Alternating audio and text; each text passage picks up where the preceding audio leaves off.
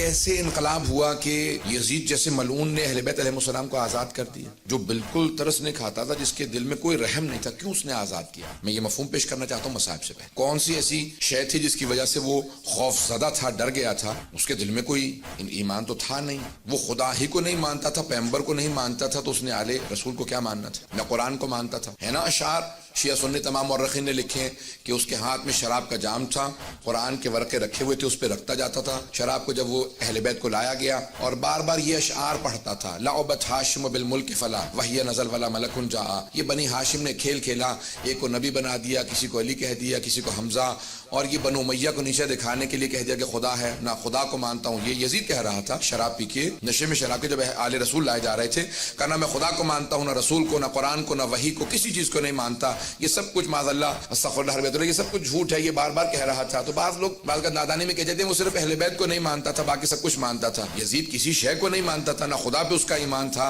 نہ رسول پہ، نہ قرآن پہ، کسی شے پہ ایمان نہیں تھا، توہین کر رہا تھا۔ اس لیے یزیدان گرامی علیہ السلام نے کہا کہ اس نے پوری کوشش کی کہ جتنے بھی آثار ہیں وہ ختم کر دیے جائیں۔ اب وہ میں خطبے میں پیش کر چکا ہوں جناب زینب کبریٰ کے متعلق، جو میں نے خطبہ پیش کیا تھا اس میں تفصیل سے نے پیش کیا کہ بی بی نے پورے دربار کا ماحول منقلب کر دیا تھا، اس لیے اس نے خطبے کی امام سجاد کو اجازت دی تھی، وإلا اجازت نہیں دینا چاہتا تھا۔ امام خطبہ دیتے تھے، زنجیروں میں ہاتھ ڈال کے وہ بٹھا دیتے تھے، توق جو خاردار تھا گلے میں اس کو ہلاتے تھے، امام دوبارہ بٹھا دیے جاتے تھے کہ نہیں آپ خطبہ نہیں دے سکتے، کیونکہ یزید جانتا تھا اگر امام نے ایک خطبہ دیا تو پورا انقلاب برپا ہو جائے گا۔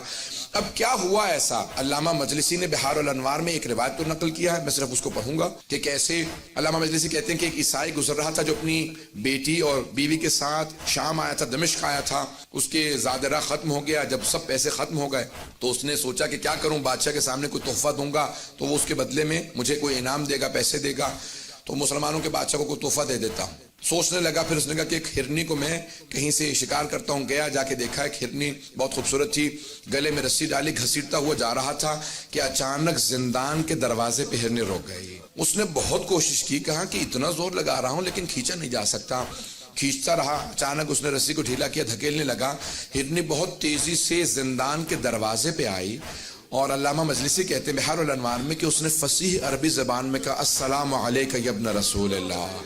وہ عیسائی تھا، پریشان ہونے لگا کہ یہ کیا کیفیت ہے، جانور بول رہے ہیں، بڑا پریشان ہو کے آگے بڑھا دیکھنے کے لیے کہ زندان میں کون ہے جسے یہ ہرنی نے فصیح عربی زبان میں سلام کیا۔ تو ایک مرتبہ جب آگے بڑھا تو دیکھا کہ ایک جلا ہوا امامے کا کپڑا ہے کسی کے سر کے نیچے، اور کچھ مستورات بیٹھی ہوئی ہیں، کچھ بچے باقی رہ گئے ہیں۔ میں نے آج صبح کی مجلس میں کہا تھا نا، جب آل رسول مدینے سے جا رہے تھے نا کربلا تو 46 بچے ساتھ تھے، 46 چلڈرن تھے، 46، اور جب واپس جا رہے تھے تو 10 بچے بھی نہیں رہ گئے تھے۔ نہ جانے کتنے بچوں کی شہادتیں ہوئی ہیں۔ آگے بڑھ کے دیکھنے لگا، امام سجاد فوراً اٹھے، زندان کے دروازے پہ آئے، اور ایک مرتبہ اس نے امام کی طرف دیکھا کہ آپ کون ہیں، آپ اس زندان میں کیوں ہیں، یہ ہرنی کیوں بول رہی ہے، اور آپ کا مقام کسی کو کیوں معلوم نہیں؟ امام نے ہرنی کی طرف دیکھا، دیکھنے کے بعد کہا کہ یہ ہرنی مجھ سے صرف اتنا کہہ رہی ہے کہ مجھے اتنی دیر کی مہلت دلا دیں، میرے 2 بچے ہیں اس پہاڑ کے پیچھے، میں انہیں دودھ پلا کے واپس آ جاؤں۔ امام نے پلٹ کے اس عیسائی سے کہا میں تجھے ضمانت دیتا ہوں یہ ہرنی واپس آ جائے گی، بس اسے اتنی مہلت دے دے، اپنے بچوں کو دودھ پلا دے۔ اس نے فوراً اس ہرنی کو آزاد کر دیا، کہ میں نے آپ کی وجہ سے اسے آزاد کر دیا، یہ ہرنی آپ سے مہلت مانگ رہی ہے، یہ آپ کو کیسے معلوم؟ امام نے کیسے آزاد کر دے، میں حجت خدا ہوں۔ کہا آپ کون ہیں؟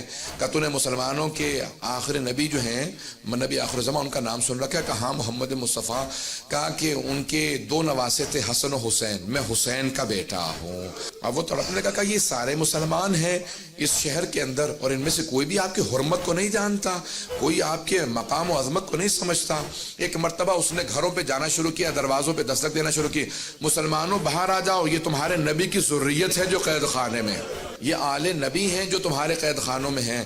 مسلمان باہر نکلتے، وہ ایک مرتبہ آ کے پوچھنے لگا یہ مستورات کون ہیں؟ کہ یہ نبی کی نواسیاں ہیں، یہ علی کی بیٹیاں ہیں۔ جب اس نے زیادہ شور مچایا تو یزید کے جو سپاہی تھے انہوں نے اس کو گرفتار کر لیا۔ علامہ مجلسی کہتے ہیں کہ انہوں نے اس کا سر قلم کیا، اسے مار دیا، اور جا کے مدینے سے، دمشق سے باہر اس کو پھینک دیا یا دفنا دیا قبر کے اندر۔ جب دفنا دیا تو اس کی بیٹی نے اور اس کی بیوی نے سنا کہ ہمارے شوہر کو کسی قیدی کی وجہ سے مار دیا گیا ہے. وہ فوراً تلاش کرتی ہوئی دمشق کے باہر اسی قید خانے کے سامنے کھڑی ہوئی. کہا کہ آپ کون ہیں؟ امام سجاد سمجھ گئے. کیا بات ہے؟ کہ ہمارا ایک ہی سہارا تھا وہ بھی آپ نے چھین لیا. امام نے ایک مرتبہ اعجاز سے زندان کے دروازے کھلے. کہا میرے ساتھ چل. اور امام اس مقام پہ پہنچے جہاں پہ قبر تھی. کہا پروردگارا میری مظلومیت کا واسطہ.